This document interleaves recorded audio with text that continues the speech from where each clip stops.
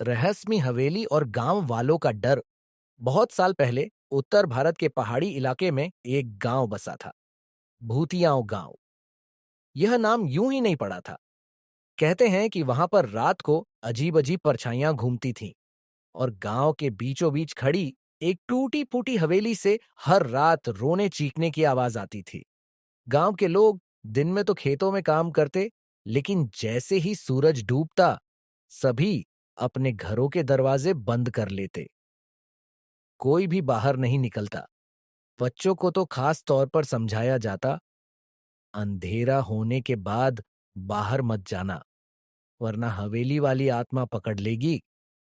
एक रात चाय पीते पीते तीनों ने ठान लिया कि हवेली का राज जरूर पता करेंगे। फकरू बोला, अबे पागलों, जो चीज पूरे गांव को डराती है उस हवेली में हम क्यों जाएं? अर्जुन हंसते हुए बोला, डरपोक कहीं का, आज रात तू मेरे साथ चल, सब पता चल जाएगा। रामू ने बीच में कहा, सच जानना जरूरी है, शायद ये सब अंधविश्वास ही हो। तीनों अमावस की रात लालटेन लेकर हवेली पहुंचे। दरवाजा पुराना और टूटा हुआ था। धक्का देते ही कड़क कक की आवाज के साथ खुल गया। अंदर अंधेरा और सीलन थी। अचानक हवा का झोंका आया और दरवाजा अपने आप धड़ाम से बंद हो गया। फकरू चिल्लाया, मारे, कहाँ था ना मत आओ, अब यहीं भूत खा जाएगा। अर्जुन बोला।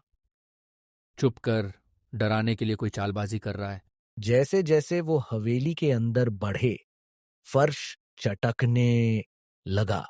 दीवारों से जाले लटक रहे थे और ऊपर से चमगादड़ उड़ रहे थे।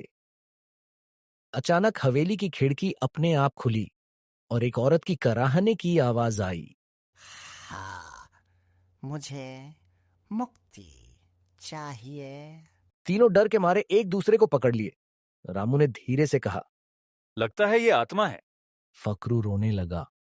मम्मी, मैं शादी भी नहीं किया और भूत पकड़ने आ गया।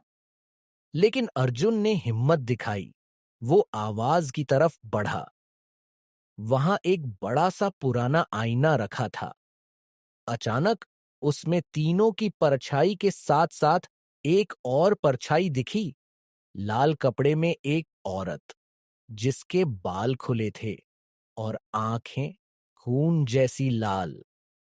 अगले दिन तीनों ने गांव के बुजुर्ग दादा लक्ष्मी नारायण से हवेली के बारे में पूछा।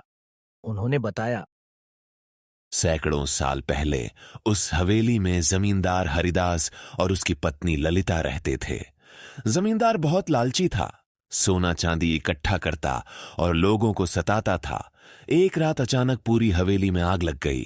जमींदार तो बच निकला, लेकिन ललिता उसी आग में जलकर मर गई। उसकी आत्मा आज तक न्याय चाहती है। अगली रात तीनों फिर हवेली पहुंचे। इस बार वह मंत्र, पूजा की चीजें और हनुमान चालीसा साथ लाए।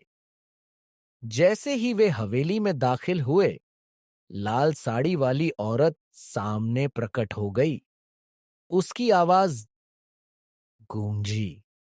क्यों आए हो मेरे पास? रामू बोला। तुम्हें मुक्ति दिलाने। अर्जुन ने हिम्मत करके कहा, सच बताओ, तुम्हें क्या चाहिए? ललिता की आत्मा रोने लगी।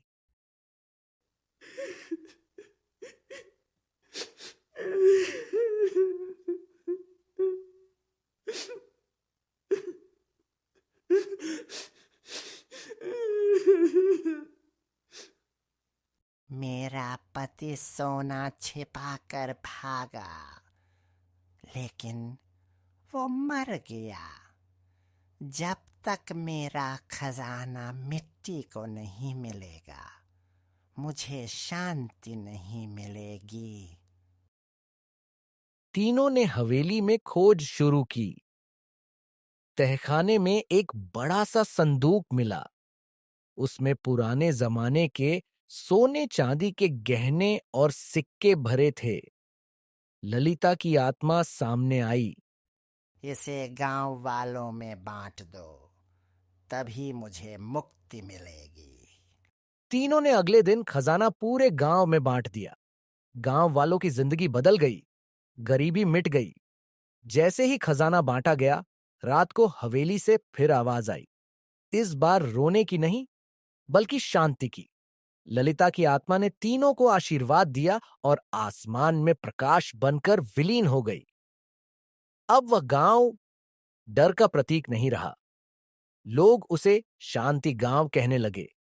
हवेली को ठीक करके स्कूल बना दिया गया और तीनों दोस्तों अर्जुन, फकरू और रामू की बहादुरी की कहानी पीढ़ी दर पीढ़ी सुनाई जाने लगी।